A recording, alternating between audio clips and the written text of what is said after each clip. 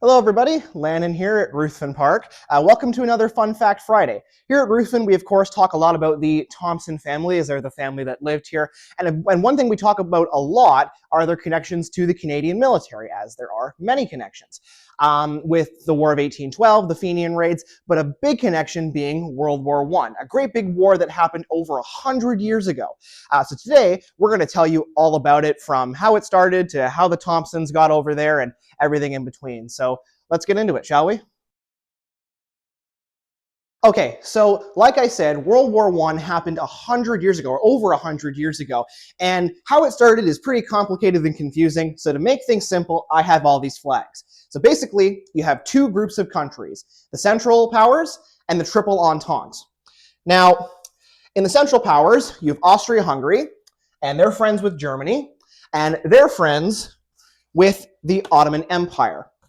And in the Entente, you have Great Britain, or England, you have Russia, you have France, and they're also friends with Serbia. Now, the problem in 1914 is that Serbia and Austria-Hungary, they get mad at each other. And that forces both groups to go to war in 1914, July 28th, 1914. All the countries start declaring war on each other, and soon everything goes kaput.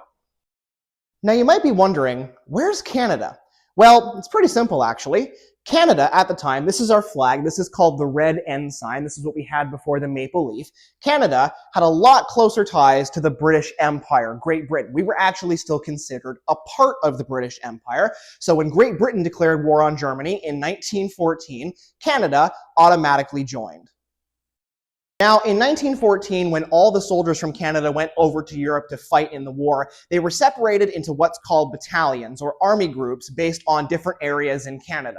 So, for example, Haldimand County, where Ruthven is, had the 114th Brock's Rangers Battalion. Now, as Canada was still very much a part of the British Empire at the time, we have the 114th King's Colors right here, or the Union Jack. And then on this side, we have the 114th Maple Leaf flag with the tomahawks that represent the Six Nations men who also fought in the 114th, as they played a big part as well. And this is a replica of the flag sewn together by the Six Nations Women's Patriotic League. This is the official Six Nations variant 114th flag with all of the nations represented right there. So this is where the Thompson family now finally comes into our story. So as we know, the Thompson family, they are part of the Canadian military in many different aspects. But in particular, you have Lieutenant Colonel Andrew, the third generation owner of Ruthven Park.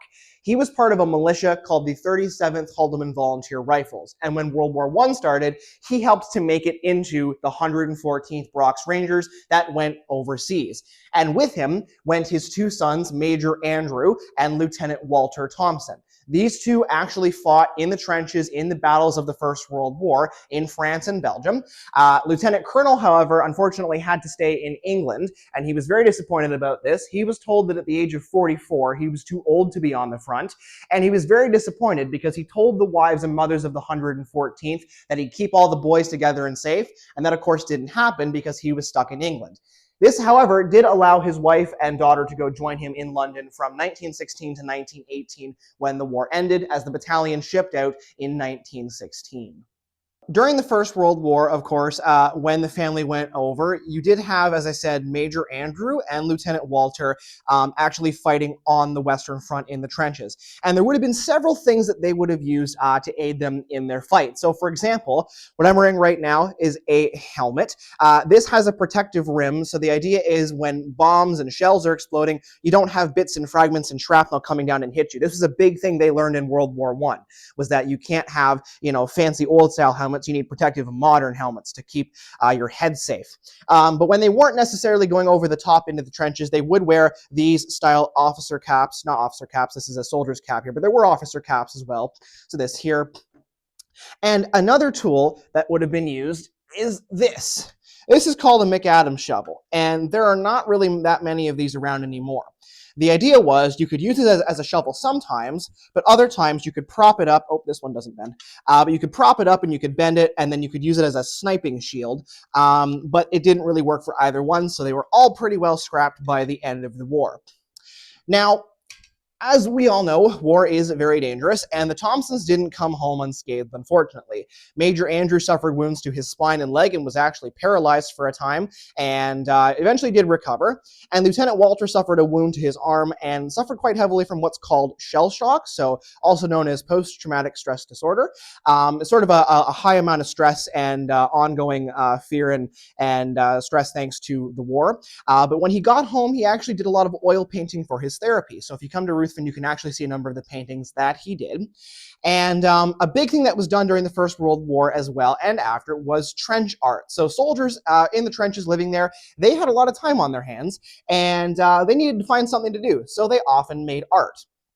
This here is a great example of this. This is a World War I German tank shell that was fashioned into a large ashtray. So this is the shell, and there's melted pennies on top so you can rest a cigar.